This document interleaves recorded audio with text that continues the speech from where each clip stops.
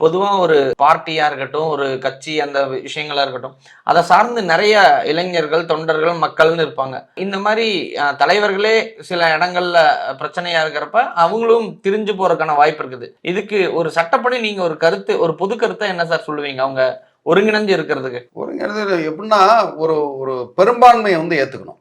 யார் மக்கள் அந்த லெவல்ல உறுப்பினர்கள் வந்து இவங்க தான் தலைவரா இருக்கணும் அப்படின்னு அவங்க நெனச்சாங்கன்னா, அவங்க இருக்கிறது தான் சரி.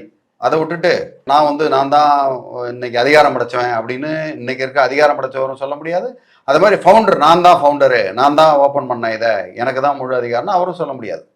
ஸோ, பொதுவா இப்ப இருக்கிற உறுப்பினர்கள், அதுக்கப்புறம் கட்சி உறுப்பினர்கள் வந்து என்ன சொல்றாங்களோ, பெரும்பான்மையா இருக்காங்களோ, அதுதான் பண்ண முடியும். அதுல வந்து சட்டத்துல பல இடங்கள்ல இருக்கு. கடைசியா பார்த்தீங்கன்னா, நெறைய ரெஃபரன்ஸ குடுக்க முடியும். சிவசேனாலேருந்து ஆரம்பிச்சு, நம்ம ஏடிஎம்கே வரைக்கும் யாரு பெரும்பான்மையா இருக்கோ, அவங்க தான் தலைவரானாங்க. அதுதான் வந்து நிதர்சனமான உண்மை. அதுதான் என்னுடைய கருத்தும் கூட. இதுல முக்கியமான விஷயம் என்னன்னா, ஃபவுண்டர் என்பது ஒரு மரியாதையான ஒரு பதவி. அது நிறுவனர் அப்படின்றது. அதிகாரம் பதவியோட சேர்ந்து வர்றது. அதிகாரம்ன்றது வேற, அந்த மரியாதையான பதவின்றது வேற.